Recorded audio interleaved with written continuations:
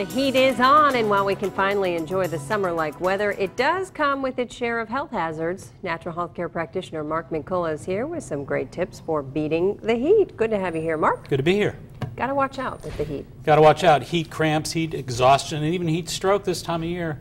Very, very intense heat. All right, so you have some ideas for beating the heat. Let's take a look at them. We do. First things first, we want to make sure that people do indeed hydrate properly. We have the 16-to-6 rule, which means 16 ounces before exercise and then 6 ounces every 16 minutes of exercising.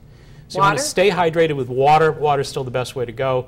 Also, you want to exercise early or late in the day. You got a 20-degree temperature swing between the early days and the midday extreme temperatures. So that's also very important. Electrolyte beverages are really important as well. There's a product called Emergen-C that has 32 minerals, is loaded with all the electrolytes. There's also things we want to avoid in this process.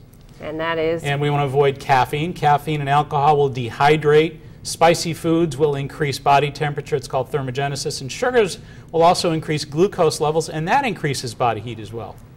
Sometimes you have to make an appointment to hydrate. Remember to, You're absolutely right. Have a glass, because people forget. People do forget, and I think it's incredible the number of folks that are admitted to ERs this time of year because they're dehydrating and not even aware of the fact that they didn't keep up their water levels. Yeah, okay, or people have coffee in the morning and then have nothing else all Absolutely, day. and that'll dehydrate. All right, and what kind of foods should you avoid this time of year, and what kind of food should you head for? Well, like we say, you want to avoid the caffeines, the alcohols. You want to avoid those foods that are extremely sugary and spicy as well, because they'll all tend to drive up your temperatures and dehydrate you.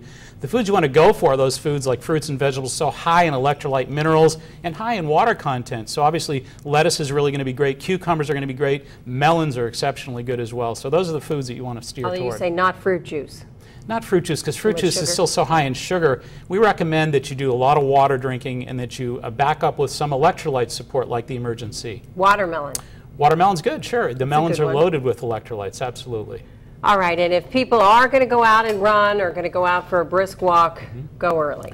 Well, go early. I mean, a lot of times you're going to see 90-degree temperatures, extremely high humidity, and as we said, early in the day, later in the day, you're talking about a 20-degree deviation. So take advantage of the early and the late. If it's too hot, it's too humid, midday, pass up on it. All righty, Mark Mincolla, thanks so much for being here. Great to be here. And for more information, you can check out Mark's website, maxhealing.com.